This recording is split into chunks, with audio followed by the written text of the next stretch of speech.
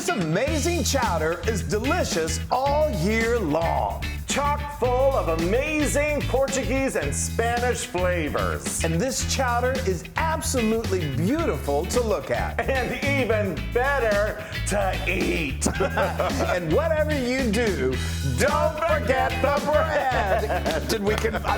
We're very emphatic about that. That bread. That broth. And that broth. Okay, so let's keep going. We've got a nice large pot. A Dutch oven works really well. And I have got 2 tablespoons of extra virgin olive oil that I've heated over medium heat. And we are gonna, this is such an interesting way of building a flavor profile. That is 2 tablespoons of tomato paste. And I love that you're sauteing the tomato paste. Yeah. It flavors the oil. We are building flavor upon flavor. And we're gonna let this go for about 5 minutes. So you talk sausage. Oh yeah, so I've got some Spanish chorizo. It's different than Mexican chorizo. The Mexican chorizo is raw meat, basically. Usually, yeah. And it's spicy. The Spanish chorizo is always cured. And so we're using some cured Spanish chorizo. It's a little, here in the States and here in North Texas, I had trouble finding it. Even ordering it online can be a little bit of a challenge. Look at little earrings. There's also the most, don't wear those, the most authentic way, if you really want to go truly Portuguese, is seek out some linguiça. If I'm saying that right, yes. Tell me if I'm saying it wrong. Linguiça sausage. It's very similar to this. It's flavorful. It's cured, and it's Portuguese, and it's delicious. But I had a hard time finding it. I even had a hard time finding that. I'm trying to make. If you want these a little thick. Yeah, just like little medallions. How's that little guy? Yeah, right yeah. All right. Yum. Anyway, if you can't find them, any kind of cooked sausage, smoked, cured sausage will work. You can even use just good old, I don't know, Ekrid sausage. You just need some good quality sausage. And try and go as authentic as possible. Now we've got, I'm not going to add this yet. I'm just going to tell you about this. We've got some fennel. And fennel is delicious. It's got just a hint of like a licorice taste to it, but not too much. It's these large, never seen them. They've got the frothy ends. They're not really, you don't really cook with them that much, so you can use them sort of as a garnish. And then they've got these stems that look a lot like celery. The only difference is they are much more fibrous than celery, and they're just not really very tasty. You can use them to sort of flavor a soup, but you're not going to probably want to eat them. Where all the flavor is what's called the bulb, right there at the bottom. The bulb. So you just cut that off. You cut the stems off, and then you may need to, if there's maybe a little gritty, peel away the outer layer. And then there's kind of like in cabbage, there's a little bit of a core in there. You just want to use your knife very carefully. Just cut that core out. It also is very fibrous and not really that great to eat. And then all we're doing is we're just cutting it into little strips like this, and there's so much flavor packed into that little bulb. That is, it's delicious. Isn't this, the smell already is incredible. I almost have this ready for you. Good, okay, that's awesome. So then what I'm gonna do is I'm gonna go ahead and add my fennel bulb that I cut into little like strips, and just continue to start cooking it to let it start to soften. As it simmers with the broth, it will definitely continue to soften. So now we've got flavor. This is 2 tablespoons. This is another one of those ingredients that if you can find it, see if you can find it. This is Spanish smoked paprika. 2 tablespoons. I am telling you, there is a difference between Hungarian and Spanish. There is. I can taste it. There is. I like Spanish. I do. Oh, do you? Okay. This is a teaspoon and a half of dried oregano, and I went with a teaspoon of dried thyme. You can go with all dried if you want on that. I just like to do a combination of the two. Now, the smell here.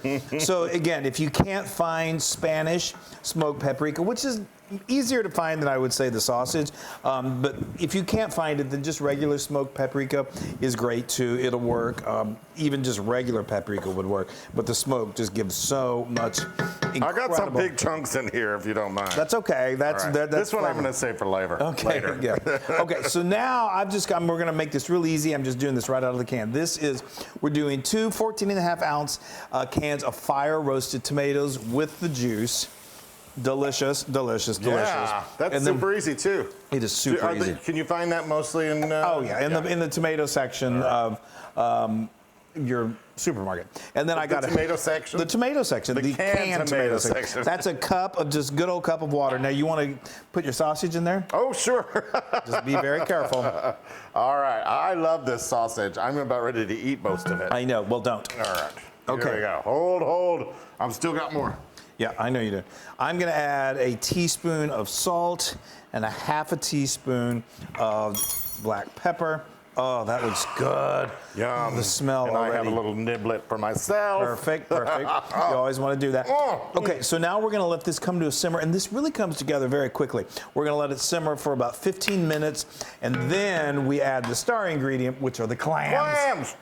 Oh man, the smell is Look at those. amazing. Okay, now it's Look at these clams, y'all. Little neck so clams. easy to make this. So we got little, yes, we got little neck clams here. Little guys. Little guys. They're not cockles or whatever. You could use cockles if you want. This is about, you're using like 24, 25, 22 of these little neck clams. And we just added them right there into the stew. I'm going to turn the heat Can I up. just say something? Oh, yes. We just noticed this. Yeah, so here's our schedule from 4th of July. And if you've seen our Special occasion video. We talk about making a timeline. Yes. And you're probably thinking, you don't really do that. We do. We do. Look at that's 2 sides right Look at there. Look at Saturday or Wednesday, Thursday. Yeah. Oh, I'm wow. still recovering All right, from this it. is But going to make me throw up. Okay, so I'm going to cover this. We want those little clams just to open up and say hello, and that takes about 7 to 8 minutes, and then we're going to finish it off with some wine. And I can't wait to talk about that wine. I know, it's so good. So good. Okay, it's time. The smell in this house is ridiculous. It's pretty ridiculous, yeah. Look at that. All right, so Gorgeous. I let it go for about 7 minutes, and you can just see, isn't that, it's so, the sauce. Oh, wow. You know, there are schools of thought whether you like a white clam sauce, which you love, I do. or a red White clam wine sauce. and mussels. And Yep. this is classic red, but this is the flavor of here. So look, those opened up nicely. You may, if you find any in here, I don't see any, but any that didn't open up, you'll want to discard those. You may every now and again get a clam that cracks or breaks, and that's okay. Okay, so now we're going to finish it off. We've got some, this is Madeira wine. Perfect. It's from the Madeira Islands, right off of Portugal. It is kind of like, it's a fortified wine. It's kind of like It's actually off the coast of Africa.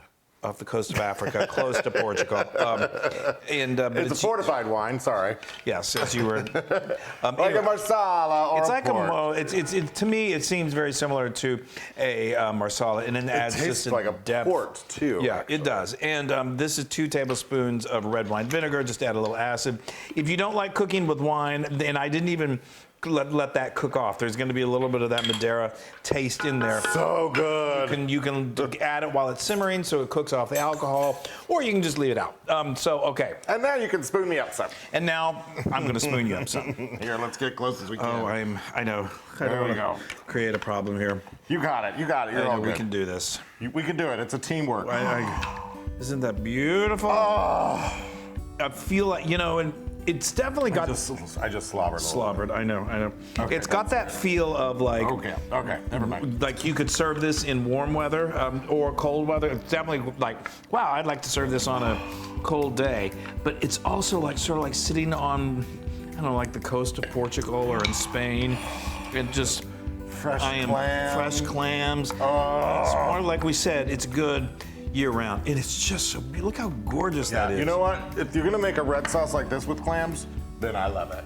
Yeah, I know. He used to, like, when we lived in Manhattan, he didn't like Manhattan clam chowder. That's a little chopped parsley just for color and a little bit of flavor. Oh, y'all. And then we have our bread. The bread. You need your bread. Yeah. I'm gonna grab that after I spoon myself up some. Oh boy, I'm excited. Guys. Wow. I just need my fork and my spoon to get rid of that, get that clam out of there. Oh, you guys. This is so. Okay. I got a little bit of. I'm gonna fork it, Chris. Yeah, me too. You guys. Making a mess. Okay. Yeah, I don't see. You're. You know what? What are you doing over there? Well, I didn't know whether to fork or spoon. I'm gonna spoon it. Look at that. Another working title of his memoir. Yeah. Okay. All right, let's go ahead.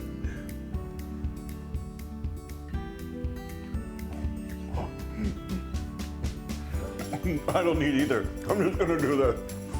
Oh, I don't need a fork or a spoon. I'm just gonna lift it up. And Just drink. Talk about flavor. Unbelievable. Unbelievable. That I need a little extra bowl for my clam shells. Yeah. Y'all, I'm sorry. I'm a little speechless. We're a little beside ourselves. We've made this about 3 times in our lives, 4 times I think, and it gets a little different every time. We're always chili king. And oh, this is the best. This is the best. Oh, hold on.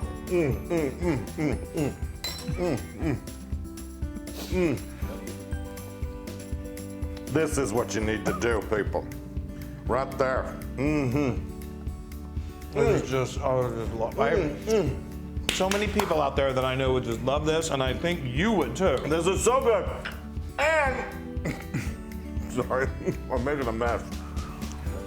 It's 100,000% Loon approved. Yes. Even more, y'all. Even more. It's just And I'm telling you, I had to convert him into red clam chowder. He used to hate it, and now he's giving it 100,000%. well, this has got some just delicious. The flavor. I love that you saute the paste, the tomato paste. I know. That's a technique I saw someone else do, and I'm like, let's do it. Y'all, we're talking way too much. All right, bye everybody.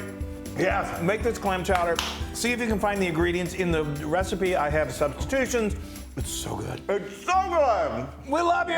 Yes. Bye everybody.